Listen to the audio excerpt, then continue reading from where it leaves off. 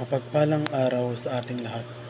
Ako ang inyong lingkod, Elijah Paul Jan Valdez, at welcome sa ating daily devotions.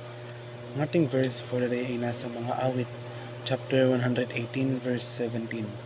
Sinasabi dito na, hindi ako mamamatay, kundi mabubuhay at magpapahayag ng mga gawa ng Panginoon.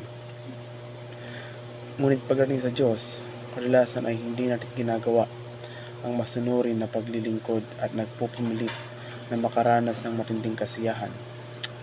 Ang ilan sa mga susi na nagbubukas ng kagalakan sa buhay na ito at pinakamahusay na naglalahad kung ano ang magiging tungkol sa langit, ang kaluwalhatian ng Diyos at ang aking kagalakan ay hindi magkasalungat na parang kailangan kong pumili sa pagitan nila.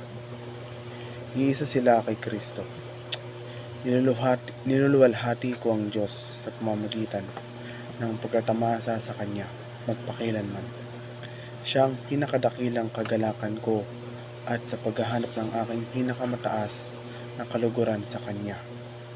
Tinadala ko ang pinakamalaking karangalan sa Kanya.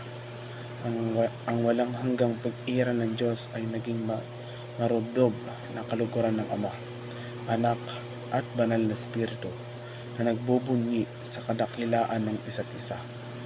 Ang kasaysayan ay unti-unting paglalahad ng mga kaluwalhatiang ito ng ating Triune God, una sa mga tao ng Diyos, sa lumang tipan at pagkatapos ay sa lahat ng mga bansa sa bagong tipan.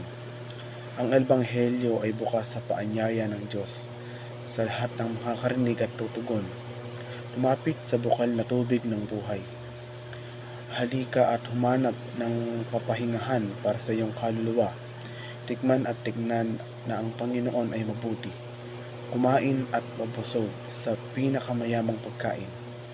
Tigil ang paghuhukay ng mga balon sa disyerto na hindi tunay na makakapagpasaya sa iyo at lumapit sa nag-iisang mapupuno sa iyo upang mag-uumapaw ng pag-ibig, kagalakan, kapayapaan at kapangyarihan. Ang ating pananaw bilang isang simbahan upang magdala ng kaluwalhatian sa Diyos sa pamamagitan ng pagpapalaganap ng pagnanasa para sa kataas-taasang kapangyarihan ni Kristo sa lahat ng bagay, para sa kagalakan ng lahat ng mga tao. Nais nating lumikha ng isang kultura ng kagalakan sa ating simbahan na nagdiriwang ng kamanghamanghang kaluwalhatian ng Diyos at nag-aanyaya sa mga tao na ipagpalit ang kanilang walang laman sa pagsamba sa mga huwad na Diyos para sa kasiyasiyang pagsamba sa kay Jesucristo.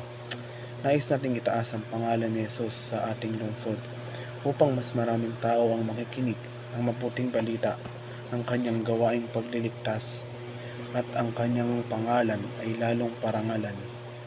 Nais nating mamumuhunan sa mga pandaigdigang misyon upang ang Ebanghelyo ni Jesucristo ay lumaganap sa lahat ng mga tao at bansa, na nag-aanyaya sa pinakamaraming tao hanggat maaari na makiisa sa walang pagdiriwang na ito ng kataas-taasang kapangyarihan ni Kristo. Muli, ako ang inyong lingkod, Elijah Paul Jan Valdez, at dito na nagtatapos ang aking daily devotions.